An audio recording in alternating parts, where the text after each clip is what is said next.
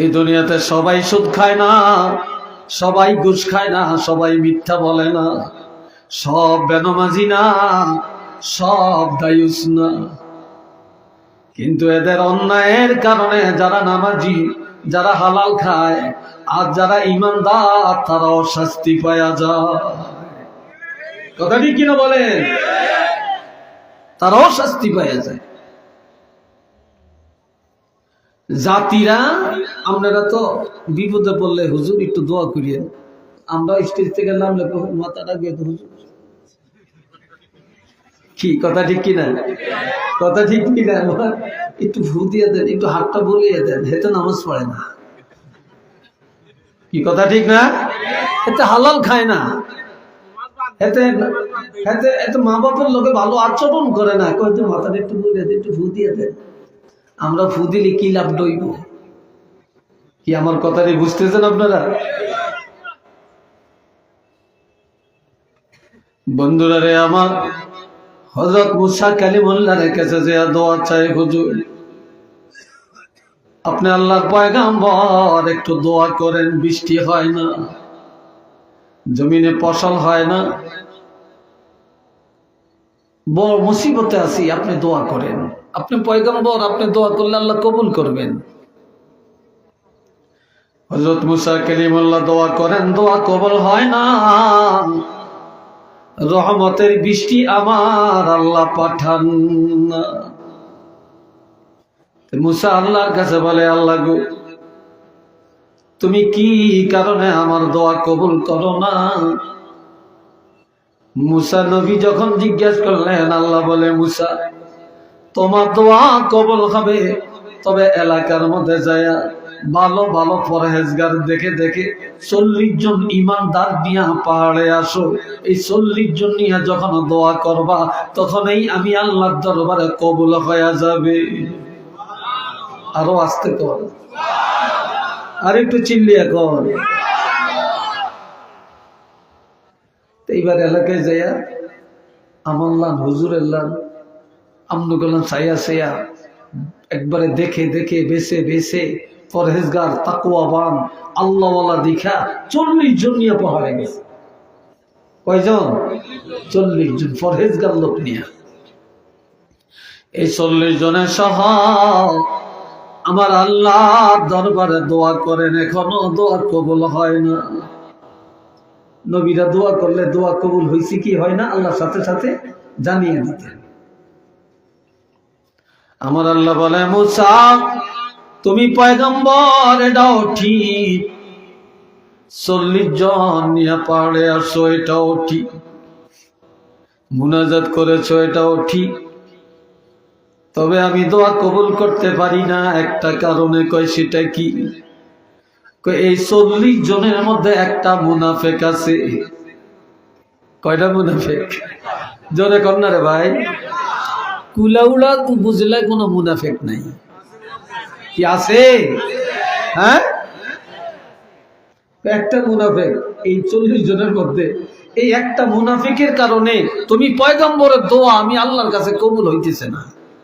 একটু নাউজুবিল্লাহ জোরে কর না। কয়টা মুনাফিক?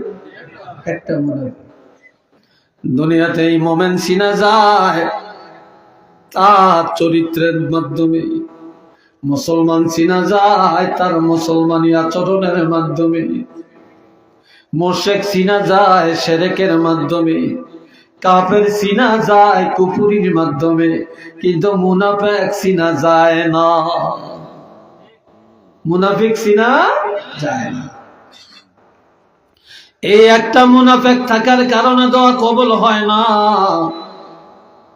মুসা নবী গো, মুনাফিকটাকে সরিয়ে দাও, দোয়া কবুল হয়ে যাবে। হযরত মুসা নবী কয়, এই মুনাফিককে যা, তোর লাই দোয়া কবুল হয় না, এলাকায় রহমতের বৃষ্টি হয় না, আমি পয়গম্বর, আমার মুনাজাত পর্যন্ত কবুল হইতেছে না। আচ্ছা মুনাফিক এই সময় যাইব? জোরে কোন যাইব নি? একটু দাঁড়াইলি তো ধরা খেয়ে যাইব। ফিটা কোন আর মারিত পড়তো না, তুলা বানিয়ে লেবো ফিটিয়া। কথা ঠিক কিনা? হ্যাঁ, এটা দাঁড়ায়ও না, যায়ও না। এখন মুনাফিক চিনা গেছিনি? চিনা যায় না। আল্লাহ কি বলছে? একটা মুনাফিক। এখন 40 জনে চিন্তায় পড়ে গেছে, আল্লাহ কারে মুনাফিক বলছে? কে জানি আমরা আল্লাহর কাছে মুনাফিক। আমিও বলি মনে হয় আমি আল্লাহর কাছে পাপী, উনিও বলেন মনে হয় আমি আল্লাহর কাছে পাপী, আপনিও বলেন মনে হয় আমি আল্লাহর কাছে পাপী। এইভাবে 40 জন সব সেজদায় পড়ে পাহাড়ের মধ্যে কান্দে আর তওবা করে, আল্লাহ তোমার দরবারে আমি হয়তো পাপী, আমার পাপের কারণে জাতি কষ্ট পায় রে আল্লাহ, তুমি আমাকে মাফ করে দাও। এইভাবে 40 জন সেজদায় যায় যখন তওবা শুরু করে, নিজের অপরাধ স্বীকার করে, আল্লাহর কাছে কান্নাকাটি করে। এই সাথে যে লোকটা মুনাফিক তারও তওবা হয়ে গেছে। আমার আল্লাহ ডাক দিয়া কয়, মুসা মাথা উঠাও, মাথা উঠাও, বাড়ি ঘরে চলে যাও। একটা মুনাফিকের কথা জানিয়ে দিয়া এই 40 জনের আমি আল্লাহ এমন তওবা করাইলাম, এই সাথে মুনাফিক তারও তওবা হয়ে গেছে। আমি আল্লাহর দরবারে তোমাদের মুনাজাত কবুল হয়ে যাবে।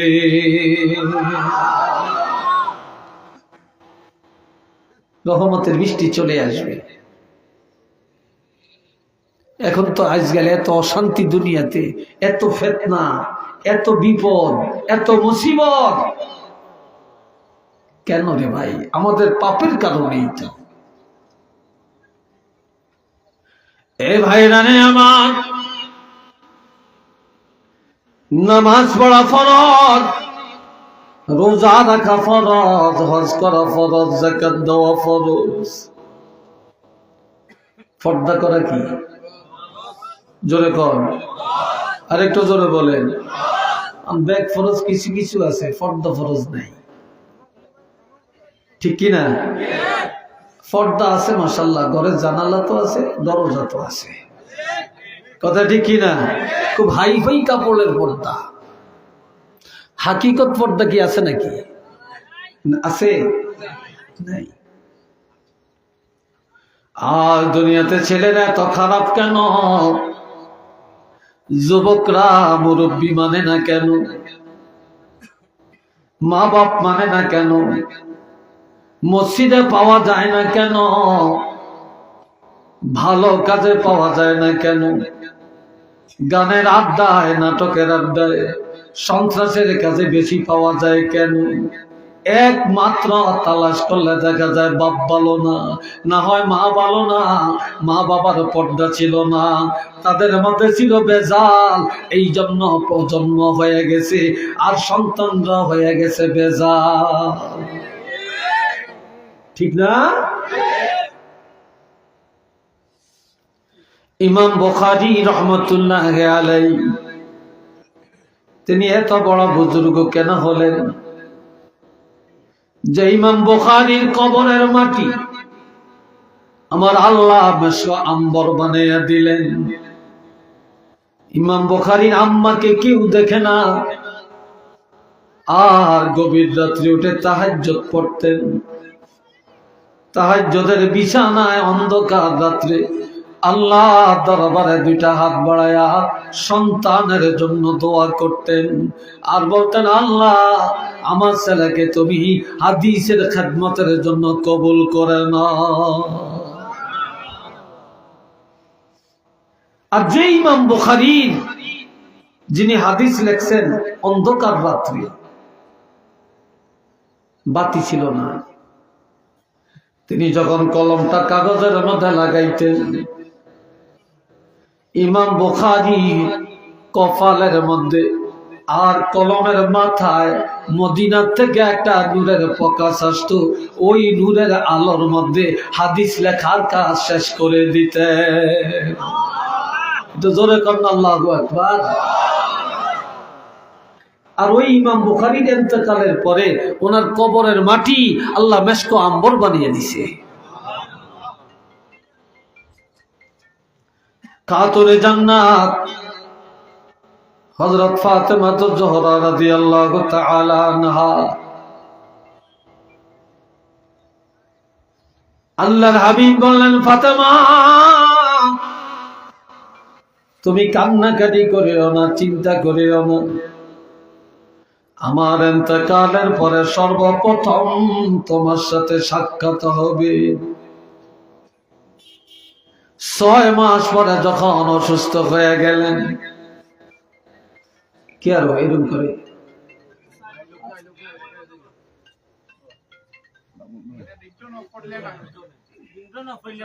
এ ভাইয়েরা শোনেন, তিনি হযরত আলীরে ডাক দিয়া বলে, আলী, আমি আর হয়তো বেশি দিন বাঁচব না, তবে আমার ইন্তেকালের পর আমার মৃত্যুর খবরটা বেশি জানাজানি করিও না। আজকে অনেক মহিলা মারা গেলে মাইকে প্রচার করে, কি কথা ঠিক কিনা? অমুকের ওয়াইফ মারা গেছে, অমুকের মায় মারা গেছে। এটা তো তাকওয়ার খেলাফ। বলে আমার ইন্তেকালের পর আমার গোসলটা দিনের বেলায় দিও না, আমার ইন্তেকালের পরে আমার কবরটা দিনের বেলায় করিও না, আর আমারে দিনের বেলায় কবরে রাখিও না। এই দুনিয়ায় কেউ কোনোদিন আমাকে দেখে না, চিনে না। আমার মৃত্যুর পর ভয় লাগে, না জানি কেউ দেখে ফেলে। এই জন্য গোসলটা রাত্রে দিবা, কবরটা রাত্রে করবা, আর জানাজা রাত্রে পড়বা। আমার মৃত্যুর পরেও যেন আমার লাশটা কেউ না দেখে। একটু চিল্লে বলেন সুবহানাল্লাহ।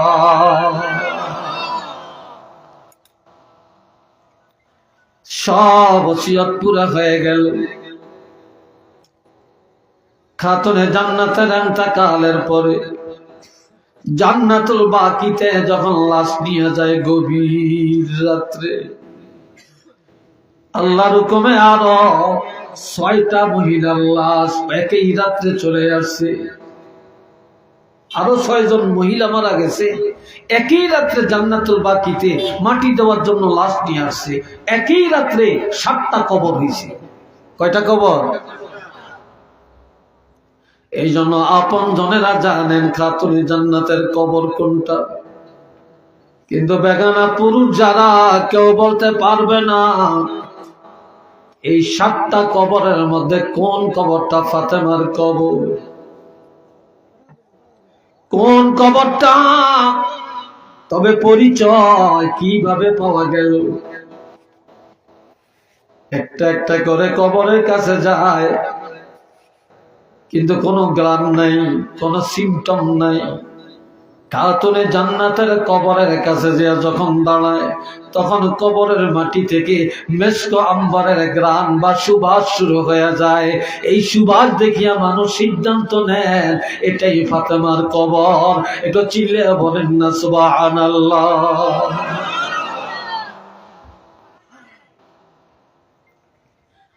ইমাম গাজ্জালি আল্লাহর একজন মকবুল ওয়ালি। এই ওলি আল্লাহ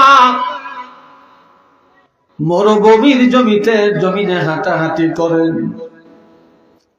আসরের নামাজের টাইম হয়ে গেল, নামাজ আদায় করবে না, পানি নেই। পর্দার আড়াল থেকে একটা যুবতী মেয়ে ডাক দিয়া বলে, আল্লাহর ওলি কি চান? আল্লাহর ওলি বলে, মা আমি পানি চাই, আমি ওযু করব, নামাজ আদায় করব। মেয়েটা বলে, হুজুর আমাদের বাড়ির পূর্ব দিকে একটা পুষ্করী আছে, আপনি একটু দেখেন এটাতে পানি আছে কিনা। কিন্তু পানি নাই, মেয়েটা জানে। যে দেখে পানি নাই, এসে বলে, মা পানি তো নাই গো মা। বলে, আল্লাহর ওলি ইমাম গাজ্জালি যেখানে আছেন সেখানেই থাকেন, দাঁড়ান, পানি পাবেন। মেয়েটা দৌড়াইয়া যায়, শুকনো পুষ্করির মধ্যে 3 বার একটু থুতু নিক্ষেপ করেন। থুতু নিক্ষেপ করার সাথে সাথে ওই পুষ্করিণীর তলা দিয়া পানির জোয়ার এসে যায়, মুহূর্তের মধ্যে পুরা পুষ্করিণী পানিতে ভরপুর হয়ে যায়। আরেকটু জোরে কর না রে ভাই। ওই পানি দিয়া আল্লাহর ওলি ওযু করলেন, নামাজ আদায় করলেন। নামাজ পড়ে চিন্তা করে, আমি এত ইবাদত জীবনে করলাম, আমি তো এত বরকত অর্জন করতে পারি না, আর এই মেয়েটা এমন কি আমল করে যার কারণে তার থুতুর মধ্যে এত বরকত। ঘরের পাশে এসে ডাক দিয়া বলে, মা এমন কি আমল করো গো মা, যার কারণে তোমার থুতুর মধ্যে এই বরকত। মেয়েটা ডাক দিয়া বলে, গো আল্লাহর ওলি, আমি তেমন কিছু করতে পারি না, তবে 5টা কাজ আমি ছাড়ি না। কয়টা? আরো আস্তে কর, যুবকরা জোরে বলো, 5টা কাজ আমি ছাড়ি না। 1 নম্বর, যেদিন আমার বিবাহ হয়েছে, স্বামীর সাথে স্বামীর গাড়িতে করে স্বামীর ঘরে ঢুকলাম, সেদিন থেকে কোনোদিন ঘরের বাহিরে যাই না, ঘরের বাহিরে যাই না। 2 নম্বর, আমার নামাজ কাজা হয় না। 3 নম্বরে, একদিনের জন্য আমার কোরআন তেলাওয়াত বন্ধ হয় না। 4 নম্বরের আমল, আমার স্বামীর অন্তরে কোনোদিন আমি ব্যথা দেই না। 5 নম্বরের আমল, আমি আমার হাতে সংসারের কাজ করি, আর আমার জবানে আল্লাহর হাবিবের উপরে দুরূদ ও সালাম পাঠ করতে থাকি, যার কারণে আল্লাহ পাক আমার জবানের মধ্যে এই বরকতটা দিয়েছেন। একটু চিল্লিয়া বলেন না সুবহানাল্লাহ। আর বর্তমানে আমাদের মায়েরা শিক্ষায় বেশি, জ্ঞানে বেশি, সার্টিফিকেট বেশি, ভদ্র বেশি, মাশাআল্লাহ, কিন্তু এরা থুতু বালাইলে পাইবেনটা কি?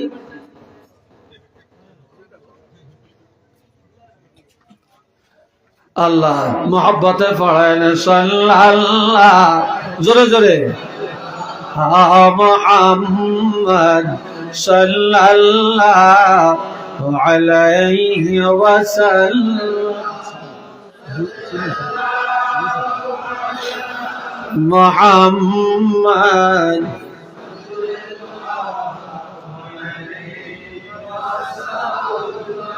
আরো জোরে সাল্লাল্লাহু আলা মুহাম্মদ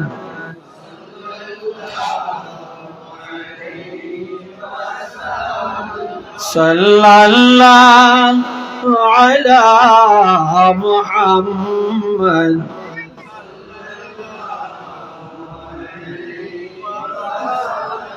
সবাই মহব্বতে বলেন আলহামদুলিল্লাহ, আরেকবার বলেন আলহামদুলিল্লাহ। এইবার আরেকটা মহিলার কথা শুনে, আমার কথায় কষ্ট হচ্ছে আপনাদের, বিরক্ত লাগছে আপনাদের? আল্লাহ, মহিলাদের দাম আল্লাহর কাছে বেশি না কম? জোরে কম। আর মহিলাদের কারণেই সন্তান ভালো, মহিলাদের কারণেই সন্তান খারাপ।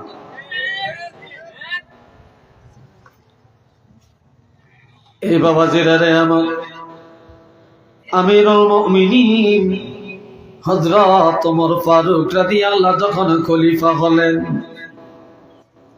তিনি খলিফা হয়ে রাস্তায় রাস্তায় অন্ধকার রাত্রে হাঁটাহাঁটি করেন, আর ঘুরিয়া ঘুরিয়া দেখেন তার দেশের কোন মানুষ সুখে আছে আর কারা আছে দুঃখে, কে সুখে কে দুঃখে, ঘুরে ঘুরে তালাশ করে দেখতেছে। গভীর রাত্রে অনেক দূরে নজর করে দেখে একটা আলো দেখা যায়। কি দেখা যায়? চিল্লিয়া বলেন, আলো দেখা যায়। হযরত ওমর ফারুক ভাবলেন এই ঘরের মানুষ মনে হয় কোনো বিপদে আছে, এই জন্য টুক টুক টুক টুক করে হেঁটে হেঁটে গেলেন। জয়া দেখলেন ঘরের পাশে দাঁড়ালেন একটা বুড়ি তার একটা যুবতী মেয়েকে ঘুম থেকে জাগায়। ঘুম থেকে জাগায় বলে, এ মেয়ে ওঠো। মেয়েটা ঘুম থেকে উঠে বলে, মা গভীর রাত কি কারণে ঘুম থেকে উঠালেন? কোনো ওজুর পানি দেওয়া লাগবে? কয় না। কোনো খেদমত করা লাগবে? কয় না। কি কি জন্য জাগাইলেন? এখন মা বলতেছে মেয়েটাকে, এ মা গভীর রাত আমাদের কতগুলো বকরি, বকরি চিনেন তো আপনারা? ছাগল। আমাদের এই বকরির দুধ দহন করব, আমি একা একা পারবো না, তুমি আমার সাথে সহযোগিতা করবা। তো যুবতী মেয়েটা বলে, মা এত গভীর রাত্রে কেন? সকালেই তো পারবেন। কয় না, তো রাত্রে এটা করে ফেলবো। আজকে দিনের বেলায় বকরিকে ভালো খানা দিতে পারি না, ভালো খাবার খাওয়াতে পারি না, যার কারণে আজকে দুধ কম হতে পারে। এই কম দুধ নিয়ে বাজারে বিক্রি করলে আমাদের সংসার চলবে না, চাল ডাল কিনতে পারবো না। তবে অন্ধকার রাত্রে দুধ দোহায়া, এই দুধের মধ্যে আমরা অন্ধকারে কিছু পানি মিশায়া এই দুধটা বাড়াইয়া নিয়া কুলাউলা বাজারে নিয়ে বিক্রি করলে বেশি টাকা পাবো, আমাদের সংসারের চাহিদা মিটে যাবে। মেয়েটা বলে, মা এটা রাত্রে কেন করবেন? এটা দিনে করলে হয় না। কয় তুমি জানো না এটা যে হযরত ওমরের রাষ্ট্র, হযরত ওমর রাষ্ট্রপ্রধান, দিনে করলে কেউ যদি দেখে ফেলে আর হযরত ওমর যদি জেনে যায় তাহলে কঠিন বিচার হবে, আদালতের কাঠগড়ায় দাঁড়ান লাগবে। এই জন্য কেউ যেন না জানে না দেখে, এই জন্য রাত্রি বেলায় কাজটা করে ফেলবো। চিল্লে বলেন নাউযুবিল্লাহ। আরো জোরে কর, রাত্রি কাজটা করে ফেল। এখন মেয়েটা কয়, মা রাত্রে করবেন, দুনিয়ার কেউ জানলো না, দেখলো না, শুনলো না। মাগো, যে আল্লাহ বকরি পালছে, যে আল্লাহ আমারে বানাইছে, আপনারে বানাইছে, যে আল্লাহ রিজিকের মালিক, হায়াত মৌতের মালিক, মা বলেন তো আল্লাহ কি দেখবে না? সুবহানাল্লাহ কইয়েন না। আল্লাহ কি দেখবে না? এখন বুড়ি কহ, আল্লাহ তো দেখবে। মেয়েটা বলে, মা আল্লাহকে ভয় করেন, হযরত ওমর ফারুক রাদিয়াল্লাহকে ভয় করবেন না। এই কথাটা হযরত ওমর ফারুক রাদিয়াল্লাহ অন্ধকার রাত্রে ঘরের পাশে দাঁড়িয়ে দাঁড়িয়ে শুনতে আছে। ঘরের পাশে একটা লাঠি গাড়ছে। কি গাড়ছে? লাঠি। এই লাঠিটা গাড়িয়া মসজিদে চলে গেলেন। ফজরের আযান হয়ে গেল। হযরত ইমাম নামাজের, হযরত ওমর নিজে ইমাম নামাজের ইমামতি করলেন। নামাজটা পড়ায়া দাঁড়ায়া সবাইকে বলতেছে, মুসল্লিরা কেউ বাড়ি যাবা না, সব থাকো। ওমরের ছেলের নাম হলো আব্দুল্লাহ। বলল, রে আব্দুল্লাহ তুমিও থাকো, দুইটা মেয়ে লোকরে আনা হবে, তোমাদের সবার সামনে তাদের বিচার করা হবে। দুইজনকে পাঠিয়ে দিলেন, যাও অমক ঘরের পাশে যায় দেখবা একটা লাঠি গাড়া, ওই ঘরের মধ্যে একটা বুড়ি মহিলা আর একটা যুবতী মেয়ে, এদের হাতে কাঠগড়া লাগিয়ে নিয়ে আসো, কঠিন বিচার তোমাদের সামনে করা হবে। এই দুইজনকে যখন নিয়ে আসছে, হযরত ওমর ফারুক রাদিয়াল্লাহ মহিলাকে জিজ্ঞাসা করে, সত্য করে বলবা গভীর রাত এই মেয়েটাকে ঘুম থেকে ডাকা জাগাইলা কেন? কি কারণে জাগাইছো? মহিলা চালাক বেশি, উপস্থিত বুদ্ধি বেশি, একটা উত্তর দিয়ে সারিয়ে যাওয়ার চেষ্টা করে।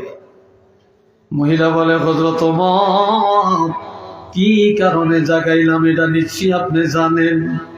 না জানলে ডাইরেক্ট এই প্রশ্ন করতেন না, তবে আর কোন প্রশ্ন জিগাইয়া আমাকে অপমান করিয়েন না। কয় না, এত তাড়াতাড়ি ক্ষমা পাইতা না, সত্য করে বলো এই মেয়েটাকে। কয়টা আমার মেয়ে। কার মেয়ে? কয়টা আমার মেয়ে। কয় তোমার মেয়েটা বিয়া হইছিনি? কয় না। এ মহিলা, তোমার এই মেয়েটারে বিয়া দিবানি? মহিলা বলে, হুজুর, ছেলে যদি ভালো হয়, পাত্র যদি ভালো হয়, তাহলে বিয়া দিব। হযরত ওমর বললেন, এই যে আমার পাশে বসা, এটা আমার ছেলে। সুবহানাল্লাহ কন্যা, আর একটু ধরে বলেন না, এটা আমার ছেলে। এই ছেলেটা তোমার পছন্দ হয় কিনা? মহিলা তো ঈদের উপরে শুক্রবার, আনন্দের উপরে আনন্দ, আসছে আসামি হইয়া। আর এখন রাষ্ট্রপ্রধান হযরত ওমর খলিফা, ওনার ছেলের কাছে মেয়ে বিয়ে দেওয়ার প্রস্তাব তিনি দিলেন। এর চেয়ে আনন্দের খুশির খবর আর কি হতে পারে, তাই না? কয়া, তোমার মেয়েটারে যদি আমার ছেলের কাছে বিয়ে দাও তাহলে ক্ষমা করব, এর আগে তোমাকে ক্ষমা করব না। এর আগে ক্ষমা করতাম না। আর বর্তমানে মেয়ের বাবা যদি ছেলেরে এক বোঝা দেয়, জামাই খুশি হয়। আবার ছেলের মারে যদি ভালো করে কাপড় সবর শাড়ি টাড়ি দেয়, খুব খুশি হয়। ছেলের বাবারে যদি জামা দেয়, কোট দেয়, প্যান্ট দেয়, খুব খুশি হয়। সাথে যদি একটা আলমারি দেয়, আরো খুশি হয়। যদি একটা সোফা দেয়, আরো খুশি হয়। যদি একটা ডাইনিং টেবিল দেয়, খুশি হয়। কয় না, কয়টা খুব ভদ্র, হোলা বিয়া করাইছি, সম্বন্ধ পাইছি, মাশাআল্লাহ, আত্মা ভালা, আত্মা ভালা। কি কথা ঠিক কিনা? খুব আত্মা, সত্য আত্মা, দেওয়ান ধনে খুব ভালা, ঠিক না? কিন্তু মুসলমান একজনের মেয়ে আনলেন, আপনার উচিত মেয়ের বাবাকে আপনার হাদিয়া দিবেন। এই লোকে তার মেয়েটারে পালছে, এই মেয়ে আপনি কি করতেছেন এখানে?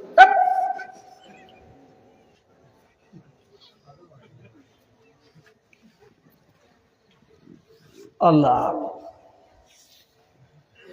তো মেয়ের বাপের সম্মান করা, মেয়ের মাকে সম্মান করা, তারা কষ্ট করে মেয়েদের পালছে, লালছে, পড়াইছে, এই আদরের এই হীরার টুকরাটা তোমারে দিছে, আর তুমি আরো উল্টে হ্যাঁ করতে না আদায় করো। কি কথা ঠিক না? বাবা জেরারে আমার, এগুলো হারাম, এই রসম বাদ দেওয়া দরকার। এখন হযরত ওমর যখন প্রস্তাব দিলেন, মহিলা রাজি হয়ে গেল। হযরত ওমর ফারুক রাদিয়াল্লাহু নিজের ছেলের বিয়ে পড়ালেন।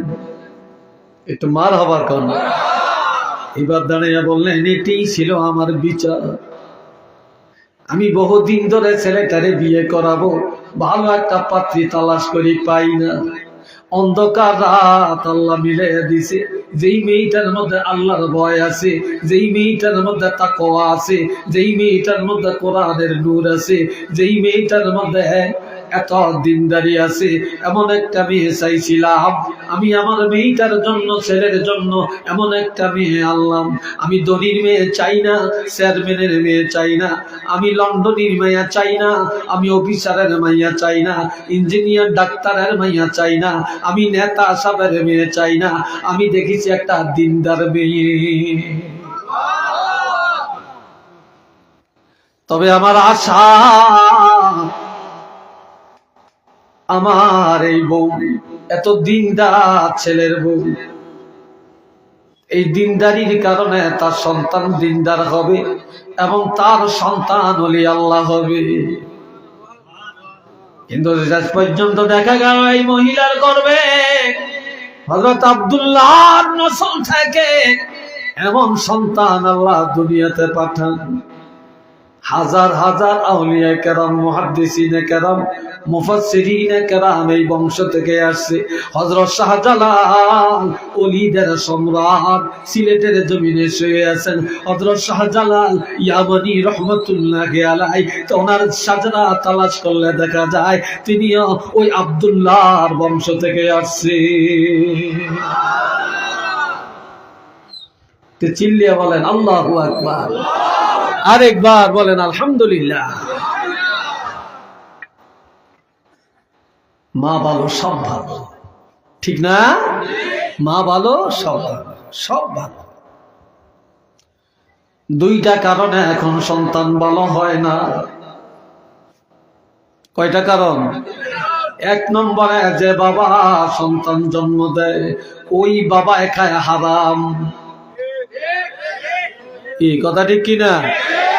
বাবাই খায় হারাম, বাবা সুদের টাকা খায়, ঘুষ খায়, পরের হক খায়, জুলুম করিয়া খায়, যৌতুক খায়। কথা ঠিক কিনা? এই হারাম খায়া হারামের রক্ত মাংস দিয়া সন্তান জন্ম দেয়, ঠিক নি? রক্ত মাংস থেকেই নাপাক পানি, রক্ত মাংস থেকেই বীর্য। তো এইটা রক্ত মাংস থেকে আসছে না, হারাম খানা থেকে আসছে না। আর যেই মার গর্ভের সন্তান ওই মা হলো দায়ুস। মা এক দলে যায় কুলাউড়া, আরেক দলে যায় বিয়ানীবাজার, আরেক দলে যায় সিলেট, আরেক দৌড় যায় ঢাকা, আরেকবার যায় লন্ডন, আরেকবার দৌড়ায় ফ্রান্স, আরেকবার আমেরিকা, আরেকবার এই বাড়ি, আরেকবার ওই বাড়ি। আবার বিবাহের দাওয়াত পাইলে তা সেন্টারে যায় আগের থেকেই শুইয়া থাকে। কি কথা ঠিক কিনা? সেন্টার বুঝেননি? এটা কি? Community centre. হায় হায় হায়, মেয়ে লোকের আড্ডা খানা। আমার কমিউনিটি সেন্টারে বিয়ে না হইলে তো ভদ্রতা বলে হয় না। কি কথা ঠিক না? ভদ্রতা বলে হয় না। একটু নাউজুবিল্লাহ বলেন না রে ভাই।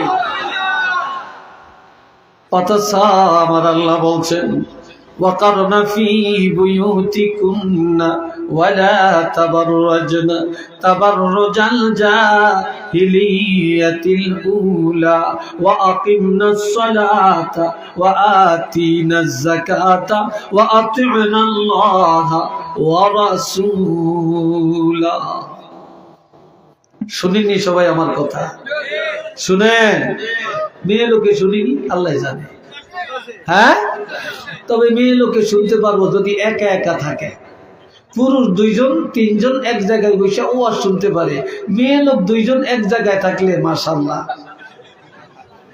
মাশাআল্লাহ, খই হুডে যেরকম এত আরো ঘন হুডে এক বুকের কথা। কি ভাই কথা ঠিক কিনা? হ্যাঁ, তো আমনগর দেশের মেয়ে লোকের দোষ নাই, এরা ভালো। হ্যাঁ, এরা অনেক ভালো। আল্লাহ আল্লাহ করে হেদায়েত করো কোন আমি। আর একটু জোরে কোন আল্লাহুম্মা আমিন। আমার আল্লাহ বলছেন ও মহিলারা তোমরা ঘরের মধ্যে থাকো, পর্দার মধ্যে থাকো, ঠিক নেই? আড়ালে থাকো। ওয়ালা তাবাররাজনা, ঘরের বাইরে পর্দার বাইরে আড়ালের বাইরে যায়ও না, যায়ও না। তবে যাওয়া আমি আল্লাহ নিষেধ করি না, যাইতে পারবা। তাবাররুজাল জাহিলিয়াতিল উলা, তোমরা জাহিলি যুগের মেয়েদের মতো, বর্বর যুগের মেয়েদের মতো, ইহুদি নাসারার মতো তোমরা রাস্তাঘাটে চলাচল করিও না। যদি যেতে হয় তাহলে ইমানদার মুসলমানি রূপ রং নিয়ে যাইতে আমি আল্লাহ বাধা দেই না। ঘরে থাকিয়া কি করবা? ওয়া আকিমনাস সালাতা, নামাজ কায়েম করবা। ওয়া আতিনাজ যাকাতা, যাকাতের উপযুক্ত হলে বছরে একবার যাকাত দিবা। ওয়া আতি'নাল্লাহ, আল্লাহর বিধানগুলো মেনে চলবা, ওয়া রাসূলা, রাসূলের তরিকায় আল্লাহর আইন মেনে চলবা। আর তোমরা কে কি করো, আল্লাহু ইয়ালাম, আল্লাহ ভালো করে জানেন তোমরা কে কি করো, গোপনে কি করো, প্রকাশ্যে কি করো, তোমাদের কার্যবলী সব আমার আল্লাহর জানা আছে। একটু চিল্লিয়ে বলুন না সুবহানাল্লাহ।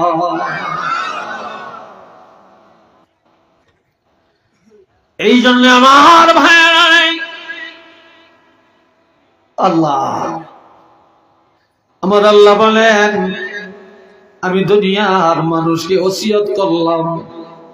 কি করলাম? ওয়াসাইনাল ইনসানা, আমি আল্লাহ ওসিয়ত করলাম। কি ওসিয়ত? ওসিয়ত মানে আল্লাহর পক্ষ থেকে ওসিয়ত, এটা আল্লাহর একটা বিশেষ অর্ডার।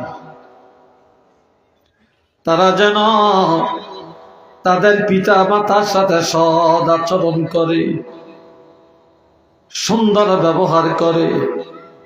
বিশেষ করিয়া ছেলেরা মেয়েরা যেন মার সাথে সৎ আচরণ করে। কেননা হামালাতুহু উম্মুহু কুরহা, মা কষ্টের পরে কষ্ট স্বীকার করিয়া, যন্ত্রণা ভোগ করিয়া এই সন্তানের 9 মাস 10 মাস গর্ভে বহন করে রাখছে। আমি আপনি যখন মায়ের গর্ভে ছিলাম, তখন মা ঋতুস্রাব আল্লাহ বন্ধ করে দিলেন। মায়ের না পাকখানা গুলা একটা তারের মাধ্যমে সন্তানের সরবরাহ করায়া মায়ের পেটের মধ্যে লালন পালন করে। আর অনেক মা রক্ত শূন্যতায় পড়ে যায়, অনেক মা মারাও যায়। সন্তানে গর্ভে যায়, মা লজ্জায় কারো ঘরে কারো বাড়িতে যায় না, বাপের বাড়িও যায় না। মা দুনিয়া সব আরামে ঘুমায়, কিন্তু মা রাত্রে ঘুম যাইতে পারে না। একবার বসে আবার শোয়, সন্তান নড়াচড়া করে, মার কষ্ট হয়। আবার এই রাত্রিবেলায় বাবা ঘুমায়, মা ঘুমায় না। মা আল্লাহর দরবারে চোখের পানি ছেড়ে ছেড়ে কান্দে আর বলে, আল্লাহ, সব দুঃখ যন্ত্রণা ভোগ করে নিব, তবে আমার গর্ভের ফসল রে তুমি নষ্ট করিও না, ধ্বংস করে দিও না। এইভাবে মা কষ্ট করে করে 9 মাস 10 মাস এই সন্তানের গর্ভে বহন করলেন। এমন মায়ের সাথে কোনদিন অসৎ আচরণ করিও না, এমন মার কলিজায় আঘাত দিও না, এমন মায়ের সাথে বেয়াদবি করিও না। এরপরে হামালাতুহু উম্মুহু কুরহাও ওয়া ওয়াদাআতহু কুরহা, যেদিন সন্তান দুনিয়াতে আসার সময় হয়ে গেল, মার বেদনা শুরু হয়ে যায়। ব্যথা বেদনায় মা অস্থির।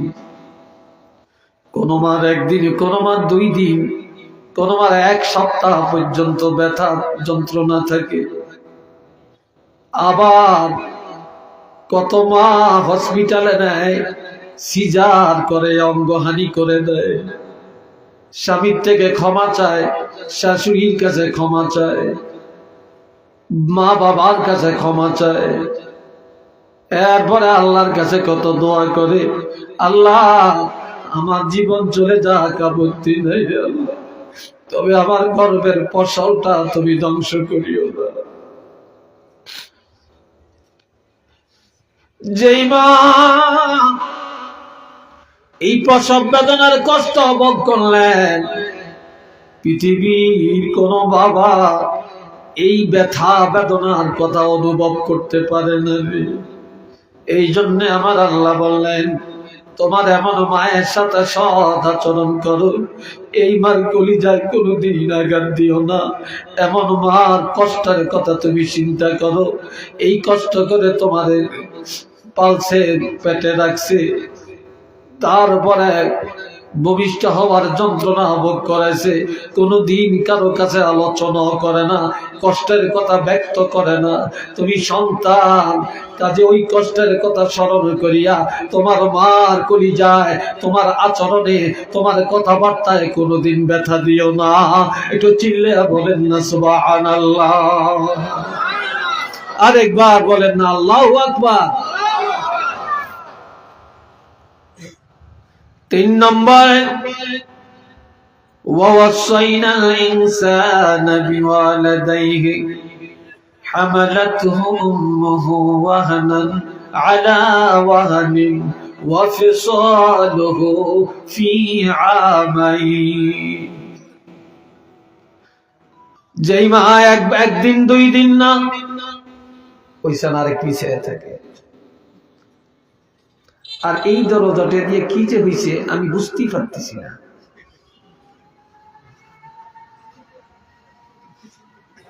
আবার হাসেন আপনারা, হাসেন আপনারা, এত উলাল আপনাদের অন্তরে।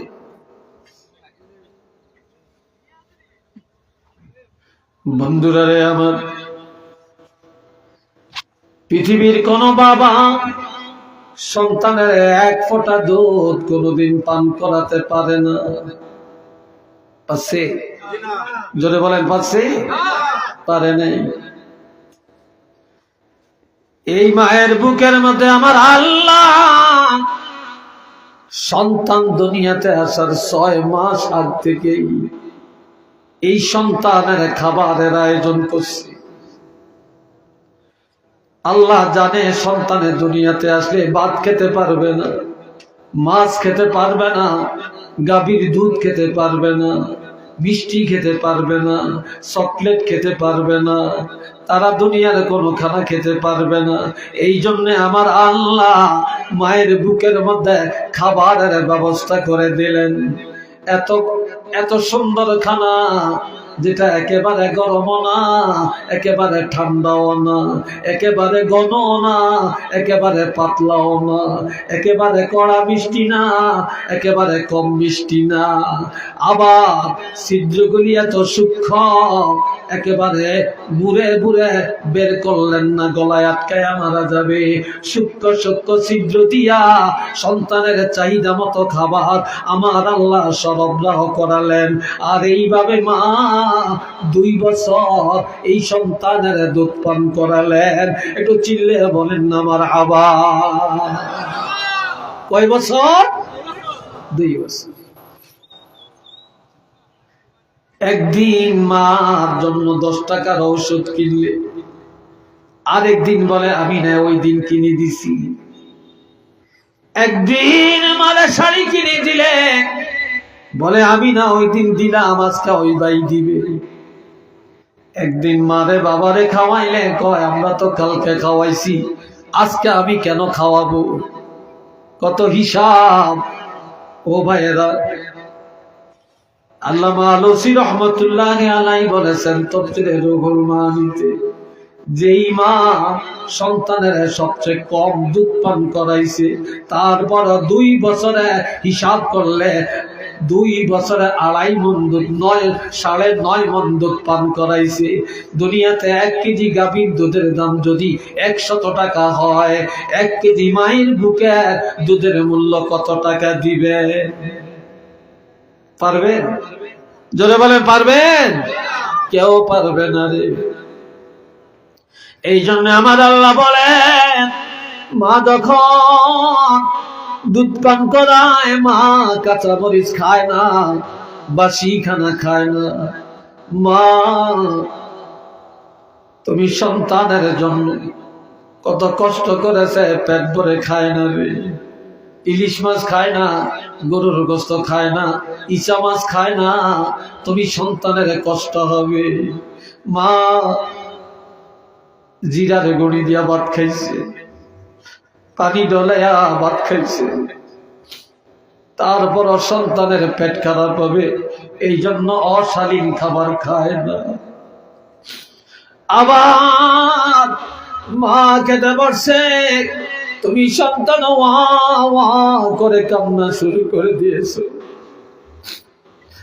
মা খাবারটা বন্ধ করে দৌড়ে যায়া সন্তানের দুধ পান করায়া সন্তানের কান্না থামায়া এরপরে খাইতে গেছে।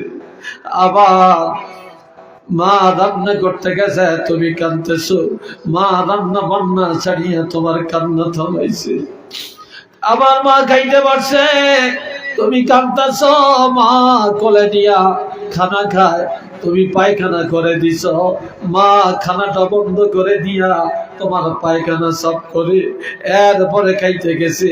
মার খানার চাহিদা মিটে গেছে, পেট ভরে খাইতে পারে না, তারপরেও তুমি সন্তানের গলা টিপ দিয়া মেরে ফেলে না, তোমাকে আসার দেয় না, তোমাকে কোনোদিন আঘাত দেয় না, এরপর মা তুমি সন্তানের বুকে জড়াইয়া রাখছি। এমন মার অন্তরে কোনোদিন ব্যথা দিও না, এমন মার সাথে সদ আচরণ করো। একটু চিল্লিয়া বলেন না সুবহানাল্লাহ। আরেকটু জোরে কন।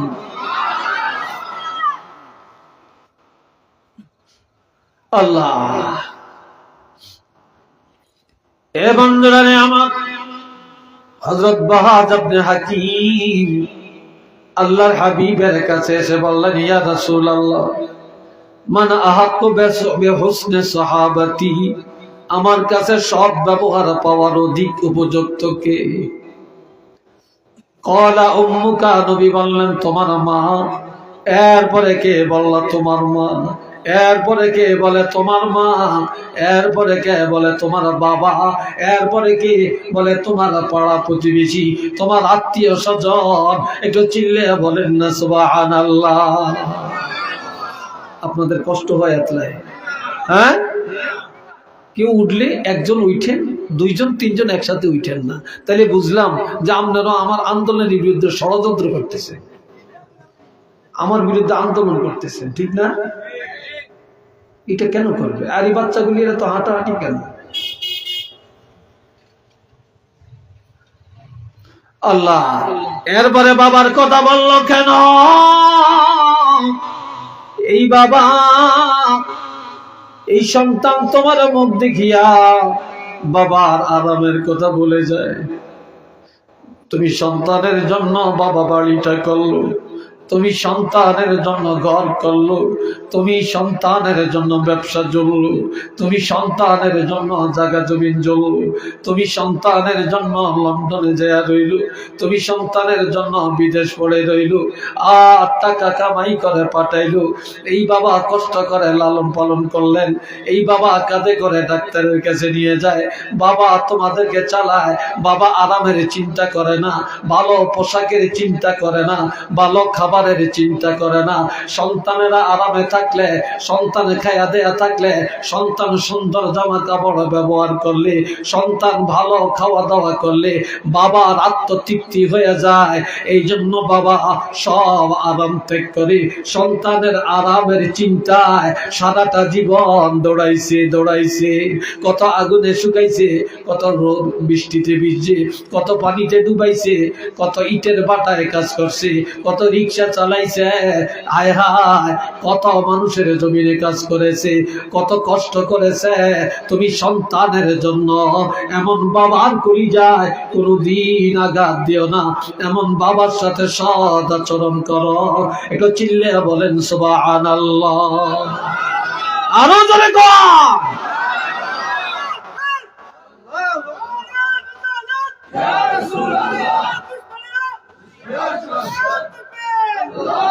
মাশাআল্লাহ, আল্লাহ কবুল করেন। একটু চিল্লে সবাই বলেন আমিন। আর একটু জোরে কর। এই জন্য আমার আল্লাহ বলছেন, কষ্ট হয় আপনাদের? বিরক্ত লাগছে নাকি আপনাদের? কথা আরো কিছু চলবে নাকি? হ্যাঁ, রাজি আছেন? মাশাআল্লাহ। আর গড়ি চাই না, কয়টা বাজে সেলে?